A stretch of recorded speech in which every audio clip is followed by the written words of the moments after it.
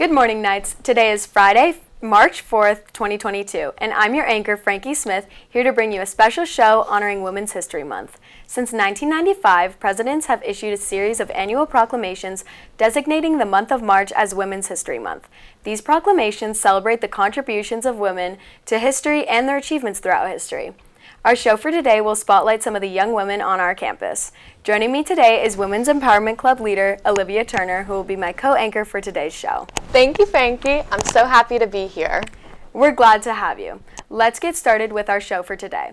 Upcoming stories include a look at the new spring showcase that is happening in the Black Box Theater, a spotlight on the competition cheer team and how the squad gets ready, and a recap of the girls' soccer team. Plus, we will spotlight the ladies of ND and their cool whips. I'd also like to tell you a little bit about the Women's Empowerment Club. Stay tuned, Knights. We're just getting started.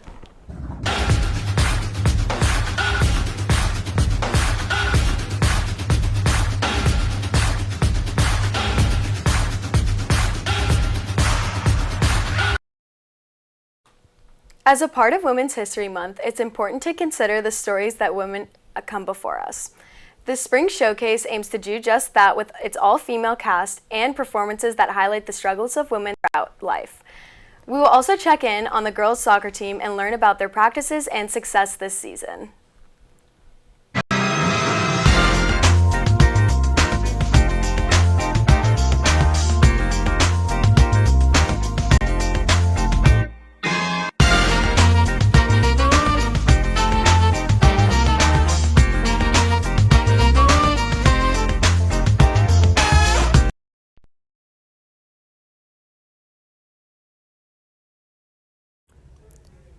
This is a showcase of a group of talented musical women that are practicing towards their final theatrical performance that opens on the 11th of March and closes on the 12th. Please enjoy as we see how the show is progressing and how it is going. How does this show celebrate women? So when I was first devising this show, I spent about a month listening to different songs all throughout musical theater. I listened to dozens of songs, and a lot of them, especially the classics, when you look at musical theater, they're all songs from the woman's point of view that fall into two categories. One, does this person like me or love me? And two, do I look good in the clothes that I'm wearing right now? It was incredible hearing from Mr. Woolman how their class is going. This is what their sophisticated practices look like. All right, what do you think is most compelling about telling these women's stories? Something that's really compelling about all these women's stories is it's all something that we can relate to and we all go through, being teenagers and women just in a normal society. This is one of the little performances that they were working on. It involves singing and dancing in a very dramatic fashion. Well, that was a wonderful showcase, Knights. I hope their final show goes great, and I think everyone here should check it out. This is Owen Roback signing off for NDTV. The girls' varsity soccer team had a compelling regular season, which took them to the CIF playoffs, with a 15-4-3 record for the season. This team has faced a lot of challenges this season, from schedule changes and adjusting to playing during the COVID season, but according to seniors Katie Ogolnik and Tatum Pearson, they were able to keep their spirits high. Now I'm here with the senior varsity captains. Introduce yourselves. I'm Tatum Pearson. I'm Katie Ogolnik. Okay. How were you guys able to keep everybody's spirits high and continue your season? I think our team having really good chemistry made up for that pretty much the whole time. We were always able to have fun while we were being competitive at practice or during games, and our little special pregame warm-ups always put us in a better mood too. Okay. Who were some of your biggest opponents this season? Well, every year our biggest opponent is usually Marymount, as those games are really intense and really competitive, and it always goes either way. Even though the team faced several different opponents, they were able to play for the love of the game, and most of the senior players are going to miss playing with their teammates. What are you going to miss most about playing soccer at Notre Dame? I'm going to miss just the girls in general. We always really got along well and were able to have such a good time while being competitive. I'm really going to miss the fun atmosphere of soccer here. There's not really any pressure while we're playing, and it's just really fun. Perfect. Thank you guys so much. Accolades go out to all the seniors who had the opportunity to play this season. The Knights ended their season at the quarterfinals of the CIF playoffs on a positive note. I'm Ariana Valero reporting for NDTV.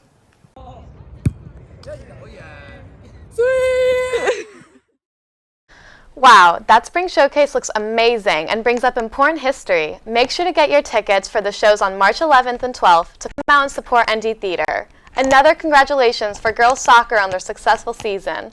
We can't wait to see how our Knights improve and continue to win into next year's season.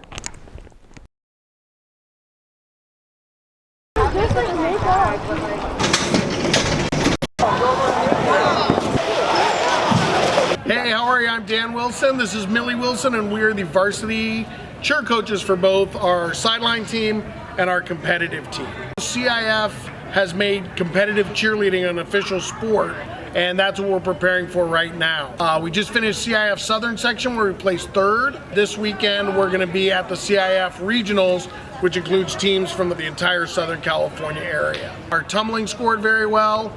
Our cheer scored very well.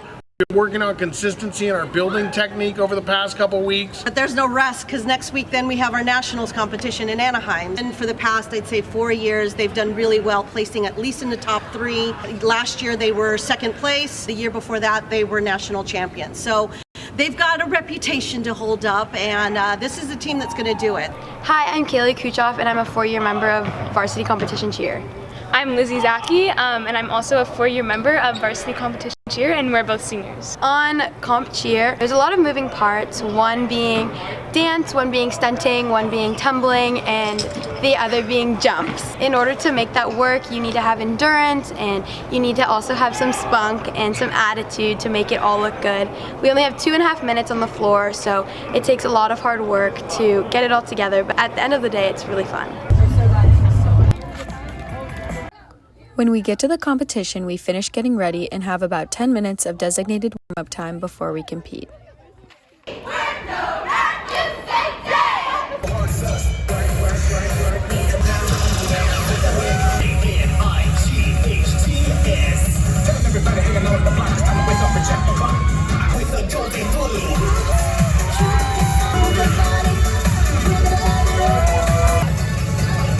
We got first in overall performance and we got no deductions. So I had so much fun showing NDTV what it takes to participate in competitive cheer. So much work goes into what we do, and I hope you had fun going behind the scenes. Before we go to Night's Humor, I wanted Olivia to tell us a little bit about the Women's Empowerment Club. Olivia, what is the club and why is it established here at ND? Women's Empowerment Club is an affinity group where everyone is welcome and is offered a safe space.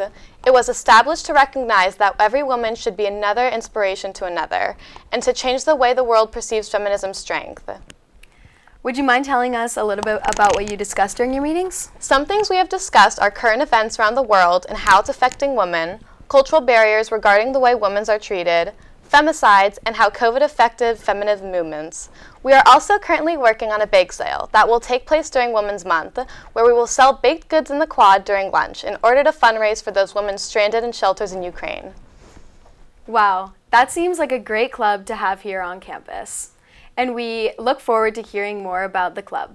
Remember, students, if you're interested in joining, the club meets Tuesdays at lunch in room 2. Thank you again for giving us that information. For our Night's Humor segment today, we're going to take a look at cool cars around campus, each highlighting a different women's aesthetic and cool ride. Shout out to the city. I'm Maggie Schmidt and this is my whip. So let me show you around my car. We've got my blinged out steering wheel and our awesome horn. Little heart crystal. We have the tires. These things spin and they make the car go forward. Thanks for tuning in. Bye. This is my car, Leanne Cartman. The license plate fell off. We had to hold it with a hair tie. Go around. Here's the gas tank. It opens up. And guess what? This thing doesn't have anything attached to it, so it just kind of falls off. One guy tried to steal it from me one time at a gas station. We turn it on. That light has been on for a little bit. I don't know what that means. I don't care to learn about it. I think the ABS is my brakes, so that might be a bit of an issue. The aux doesn't work, so I kind of just have this speaker. Now I'm gonna play you a song. Fly me to That's it. Listen to the horn. I don't honk at anyone because I get too scared. Oh wait, I also got this little kitty thing. Colin and Mike's favorite spot in my car is the trunk, which has 2 seats in the back.